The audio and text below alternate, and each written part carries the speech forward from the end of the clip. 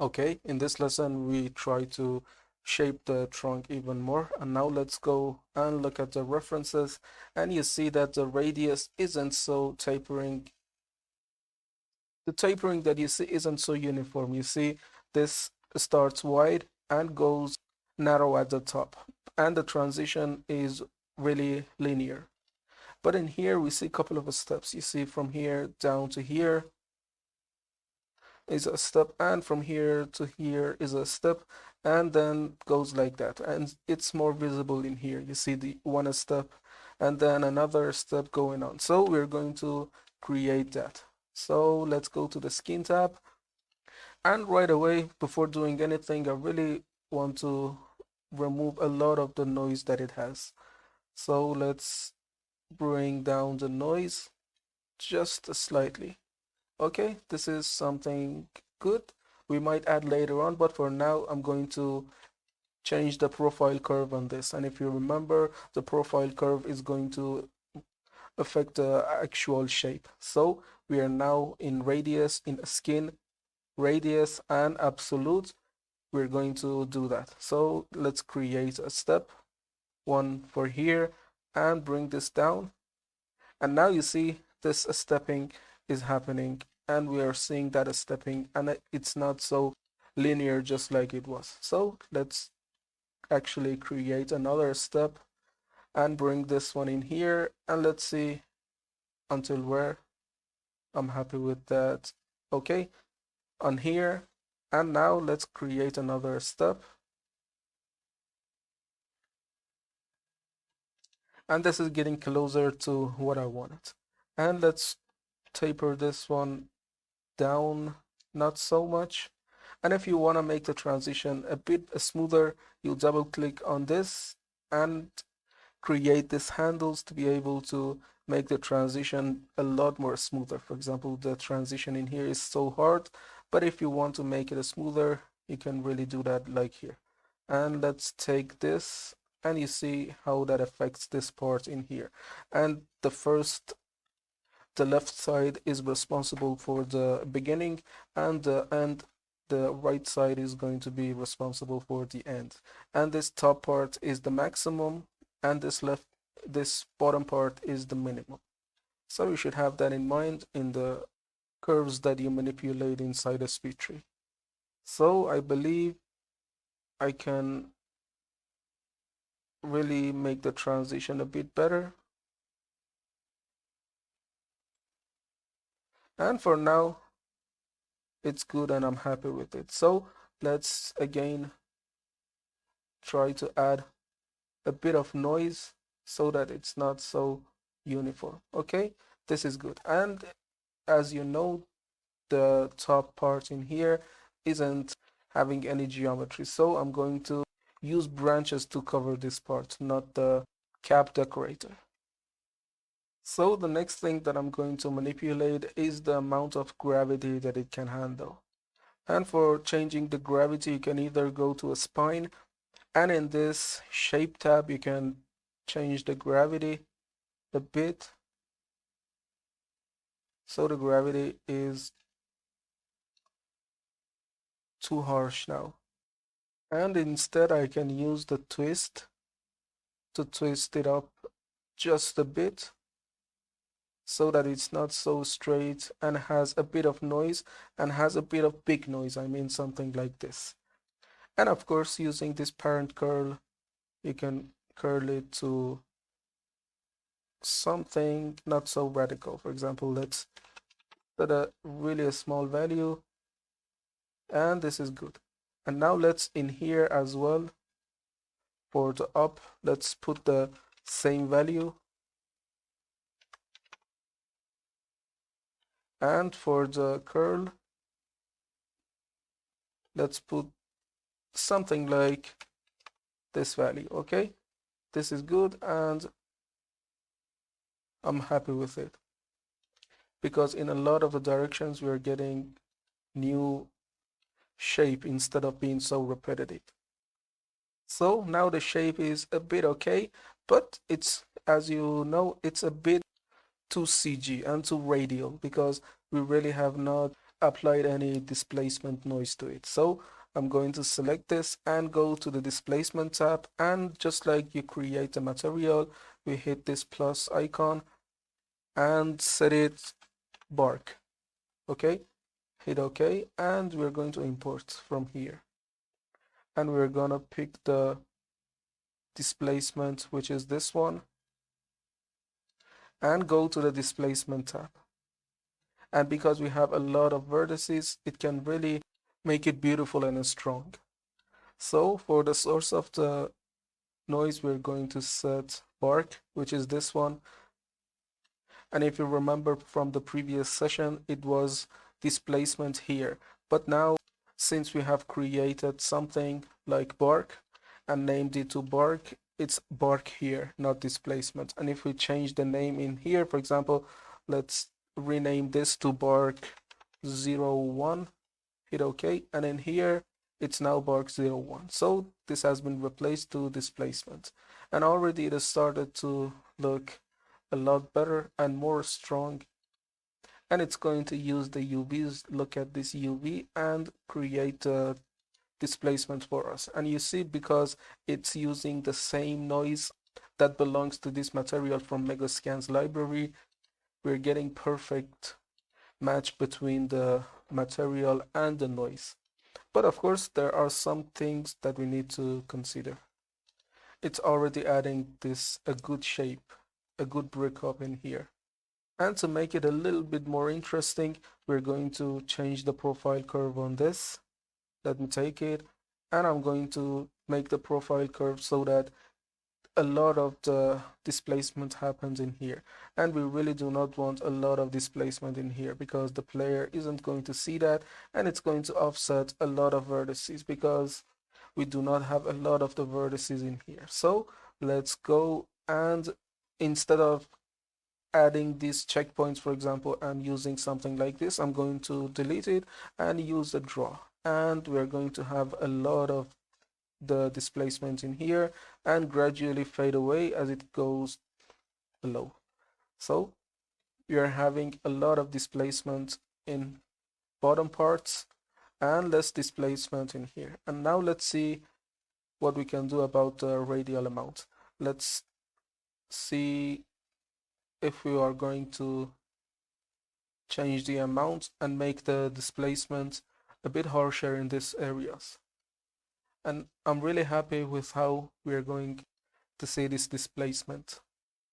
And because we are using the UVs that belong to the material itself, this UV section doesn't really do anything. You see, if I increase it or decrease it, it really doesn't matter, because it's looking at this UV section and keeping all of the UVs from here. And it's a good thing.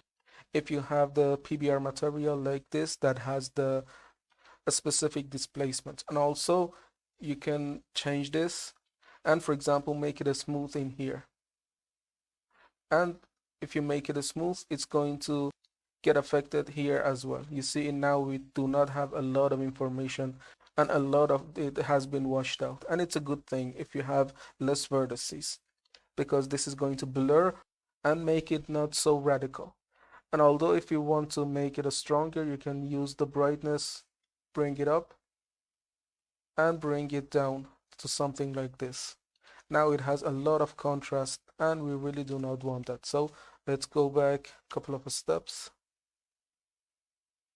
to something like this, just like what we were. And this contrast also is something that increases the distance between the cavities and the hills, and it's going to make a lot of difference between the parts that are going in and parts that are going out. And this is dependent on your taste. And overall, when creating art, I really love the contrast, and I always add a lot of contrast to the things, no matter its composition or creating a material or creating a tree. I always love to see a lot of contrast in my work, and I really love that. So let's see what we have here. And then we have this fine noise, and if you remember, it's going to add another layer of procedural noise on top of this one. You can always select this one to be an external height map that you import from another application, just like this one that we imported from Megascans. But this one is always going to be procedural no matter what. So let's increase the amount to see what we come up with. And you see it's trying to alternate the shape a bit. And it's a good thing because it's breaking the silhouette and adding some parts that are going in and some parts that are going out. So let's add, you see, if we add too much, we're getting also too much noise. This is my personal preference, but I really love to bring this down because I think naturally it makes a lot more sense. And also we have the scale, which can increase. Now the noise is tiling a lot more, but I really want to make it really less. And I want some general undulations, something like this. And you see it's trying to add bigger noise compared to, for example, if you add something like 10, you're tiling it too much and it makes it too noisy. But now I found something that I can use variance value in here. And you see now the noise is too much repetitive. And you see the fine noise that we added is the same scale no matter where on the trunk. So I'm going to select it and introduce a bit of variance in the scale value. So let's bring this up and change the scale, change the variance, for example, to something like 5. Or we can go even more, for example, something like 20. And now it's better. Now the noise isn't so uniform in a scale in all of the places. And I feel like 20 has washed it out.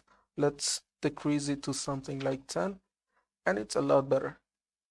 And of course, you can use this parent curve and use the draw mode to randomly draw to make it vary a bit more. And now let's go for shape to add a bit of horizontal tiling to this as well. So let's go for the amount and try to add a bit of that noise to vary it up. Okay, something like this. And I can go even more. And as I said, my taste is to see a lot of contrast in here. Just like something like this is good. And of course, you can change the scale in this part. You can change tile too much or too low. And on this one, I really do not want to add a lot of contrast because we already have a lot of contrast in here, and we're going to add a bit of a slight change into here. So let's look at it from here. Now we are seeing the scale in action, and I really do not want to add a lot of more noise to this because it's getting too contrasty. So let's bring this to something like this. And in here, I love to bring the contrast down just a bit because it was starting to get too noisy. So now you see the bark has a lot of good displacement, and of course displacement both horizontal and vertical, and we are getting somewhere. And we are using the power of the displacement to make this thing more with the material that we added. And the next part that we can manipulate is these flare parts. And although the pine trees do not have really a strong flares, let me look at these references that we have. You see, it doesn't have a lot of flares, but we're going to add something to make the connection point to the ground a bit more beautiful. Now you see, this doesn't have any flare, but we're going to add anyway. So let's select this and try to increase the size of the flare just a tiny bit. And let's see about the scale. I'm not going to make it too strong. Just something to separate this part from the rest of the bark, from the rest of the main trunk. So this is good. Now let's see where we can apply it to height-wise. We can bring it up or bring it down. The main pine trees always are something like this.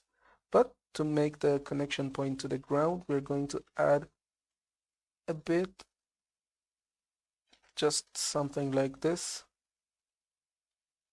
ever so slightly. And let's make the pinch something like that, and try to randomize the flares just a bit. So I feel like the bark is doing good right now. And you can double click using the mouse wheel to go and see the bark from different sizes. And then double click, middle click to go back to the window that you want. And always try to look from different sizes to inspect what the model has to offer and what you can add to it to make it more beautiful. And I feel like we need a bit of more noise into this middle part, and let's increase this noise something like this so that the bark isn't so uniform. And of course we're getting too radical in here, and I can take the gravity using this slider and bring it up just slightly. So for most of the time you're really changing yourself between the spine and the skin, and these are really the bare bone of tree creation. And for now I feel like we are ready to move on to the next step, which is adding the branches. And for now I'm happy with how the trunk is looking. Okay, we go for branch creation in the next lesson, and see you there.